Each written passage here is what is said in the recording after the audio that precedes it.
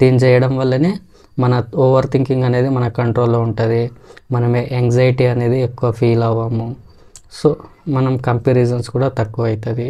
So ఇలాంటివన్నీ చేయడం వల్ల మన లైఫ్లో అనేది మనకి మెంటల్ క్లారిటీ అనేది వస్తుంది. హలో ఫ్రెండ్స్, లైఫ్లో మనందరికీ మెంటల్ క్లారిటీ అనేది చాలా ఇంపార్టెంట్. సో అందుకోసమే నేను ఒక సిరీస్ అనేది చేస్తున్నా ఫ్రెండ్స్. ప్రతిరోజు ఒక మెంటల్ క్లారిటీ పైన ఒక వీడియో అనేది పెడతా. సో ఈరోజు వచ్చేసి సైలెంట్ సిట్టింగ్ ఫ్రెండ్స్. ఫస్ట్ నేను దీనివల్ల మనకి బెనిఫిట్స్ ఏంటి అనేది చెప్తా. సైలెంట్గా ఉండడం వల్ల ఫస్ట్ బెనిఫిట్ అనేది వచ్చేసి ఫ్రెండ్స్, దీనివల్ల మనము కంపారిజన్ అనేది తక్కువ చేసుకుంటాము.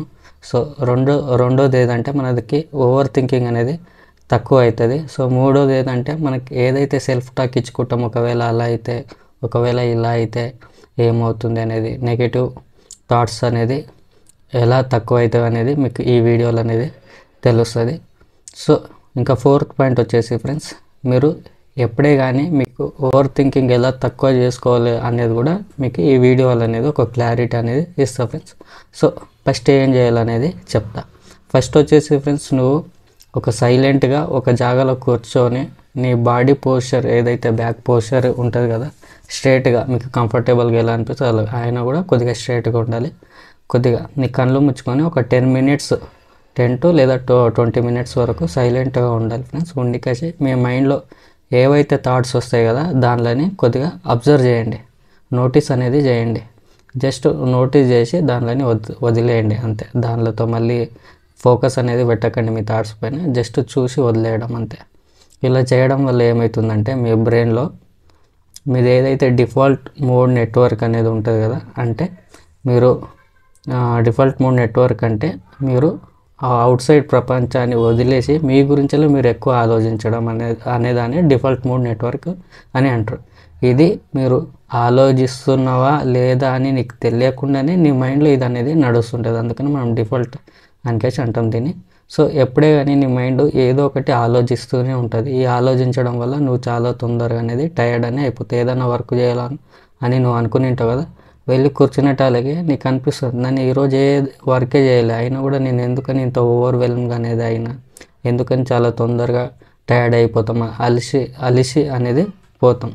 సో అందుకనే మెయిన్ రీజన్ వచ్చేసి ఫ్రెండ్స్, మన డిఫాల్ట్ మోడ్ నెట్వర్క్ అనేది చాలా అంటే చాలా యాక్టివ్గా ఉంది. దీన్ని మనము తక్కువ చేసుకోవాలంటే ఎలా తక్కువ చేసుకోవాలంటే ఎలా యాక్టివ్గా ఉందనేది ముందు చెప్తా ఫ్రెండ్స్. మనం డైలీ సోషల్ మీడియా అనేది మనం స్క్రోల్ చేస్తాం, ఏదో ఒక వీడియో అనేది చూస్తాము. దీనివల్ల ఏమవుతుందంటే మన మైండ్లో ఓవర్ స్టిమ్యులేషన్ అనేది జరుగుతుంది. ఇలా జరగడం వల్ల మన మైండ్ అనేది ఇంకా చాలా అలర్ట్గా అనేది అవుతుంది ఫ్రెండ్స్.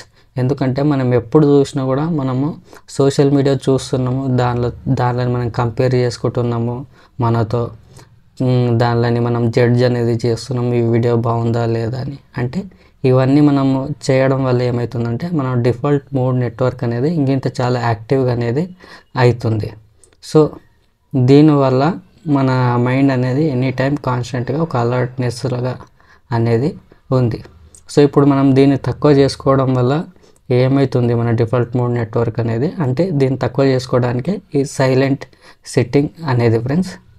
సో ఇలా నేను చెప్పిన సైలెంట్ సిట్టింగ్ అనేది మీరు ప్రాక్టీస్ అనేది డైలీ చేస్తే మీకు ఒక ఎమోషనల్ రెగ్యులేషన్ అనేది స్టార్ట్ అవుతుంది.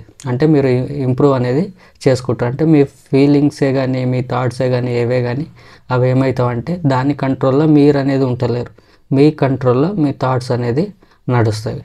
సో అది లేక మీది ఏదైతే అటెన్షన్ స్పాన్ అనేది ఉంది కదా, అది కూడా ఇంప్రూవ్ అనేది అవుతుంది. మీరు ఏ దానిపైన అటెన్షన్ ఇవ్వాలనుకుంటే మీరు దానిపైన క్లియర్గా అనేది అటెన్షన్ అనేది ఇవ్వగలరు, అంటే ఫోకస్ అనేది పెట్టగలరు. ఇది నేను చెప్పింది ఒకవేళ చేస్తే డైలీ అనేది చేయాలి, లేదంటే మళ్ళీ మనం డిఫాల్ట్ మోడ్ అనేది మళ్ళీ యాక్టివేట్ అనేది అవుతుంది. సో ఎలా మనం ఎమోషనల్ రెగ్యులేషన్ అనేది ఎలా కంట్రోల్లో ఉంటుంది మన ఫీలింగ్స్ మన థాట్స్ అంటే, ఏదైతే ఇప్పుడు మన డిఫాల్ట్ మోడ్ నెట్వర్క్ అనేది ఇది వచ్చేసి మెయిన్ వచ్చేసి ఇది మనది ఎమోషనల్ బ్రెయిన్ అనేటట్టు ఎమోషనల్ బ్రెయిన్ లింబిక్ సిస్టమ్ అని అంటారు దీన్ని. ఈ లింబిక్ సిస్టమ్ అనేది ఒక సర్వైవల్ మెకానిజం ఇది మనది.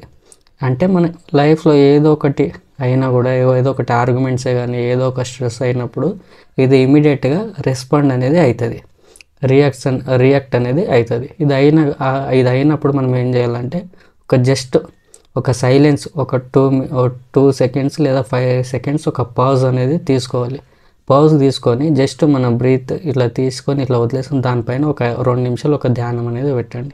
ఇలా చేయడం వల్ల ఏమవుతుందంటే మీ ప్రీ ఫ్రంటల్ కార్టెక్స్ అని, అంటే మీ థింకింగ్ బ్రెయిన్, లాజికల్ బ్రెయిన్, ఇది ఏం చేస్తుందంటే దానికి చెప్తుంది మీ ఏ బ్రెయిన్కి అయితే లింబిక్ సిస్టమ్కి అనేది, ఎమోషనల్ బ్రెయిన్కి అనేది చెప్తుంది ఇది నీ సర్వైవల్ హార్మ్ఫుల్కి కాదు, ఇది జస్ట్ ఒక థాట్ మాత్రమే అనేది దానికి ఒక నచ్చ చెప్తుంది అనేటట్టు. సో ఏం చేస్తుందంటే గైడ్ అనేది చేస్తుంది. గైడ్ చేసినప్పుడు ఏమవుతుందంటే ఇది ఏ ఫీలింగ్, నీకు కోపం వస్తుందా లేదా భయం వేస్తుందా అనేది మీకు తెలిసిపోతుంది అనేటట్టు. సో ఇలా మీకు తెలిసినప్పుడు ఏమవుతుందంటే మీకు ఫస్ట్గా మీ ఫీలింగ్ ఏమవుతుందని మీకు తెలిసినప్పుడు మీకు థాట్స్ అనేది మీ కంట్రోల్లో ఉంటాయి. మీరు ఏదైతే బయటికి కంట్రోల్ కదా అవి మీకు కంట్రోల్లో ఉంటుంది. ఎందుకంటే నీకు తెలుస్తుంది నాకు కోపం వస్తుందని తెలిసినప్పుడు నువ్వేం చేస్తావు, నువ్వు బ్రీత్ తీసుకున్నడం వల్ల మీ ప్రీ ఫ్రంటల్ కార్టెక్స్ యాక్టివ్గా అవ్వడం వల్ల మీకు ఏమవుతుందంటే మీరు ఎలా రెస్పాండ్ అవ్వాలి అవతల వాళ్ళ అన్న మాటకి అనేది మీకు ఇమీడియట్గా తెలిసిపోతుంది. దానివల్ల మీరు షౌటింగ్ అనేది చేయరు, మీరు వాళ్ళకి రిప్లై అనేది ఇస్తారు, రెస్పాండ్ అనేది ఇస్తారు. సో అలా అనేది మన ప్రీ ఫ్రంటల్ కార్టెక్స్ అనేది ఇది అవుతుంది. దీనివల్ల మనం ఎప్పుడే కానీ ఏదే స్ట్రెస్కే కానీ ఏదే దానికి గురి అవ్వం. మనం ఫీలింగ్స్ అనేవి ఫీల్ అవుతాం సేమ్, కానీ అవి మనల్ని ఓవర్ పవర్ అనేది చేయదు మనల్ని. అవి ఎంత స్ట్రాంగ్ ఉన్నా కూడా అవి మన కంట్రోల్ అనేది ఉంటుంది. సో అందుకోసమనే మనం డైలీ సైలెంట్ సిట్టింగ్ అనేది ప్రాక్టీస్ చేయాలి. దీన్ని చేయడం వల్లనే మన ఓవర్ థింకింగ్ అనేది మన కంట్రోల్లో ఉంటుంది, మనం యాంగ్జైటీ అనేది ఎక్కువ ఫీల్ అవ్వము. సో మనం కంపారిజన్స్ కూడా తక్కువ అవుతుంది. సో ఇలాంటివన్నీ చేయడం వల్ల మన లైఫ్లో అనేది మనకి మెంటల్ క్లారిటీ అనేది వస్తుంది. So this is my first video for mental clarity friends. So again I will make the next video for mental clarity in a next topic.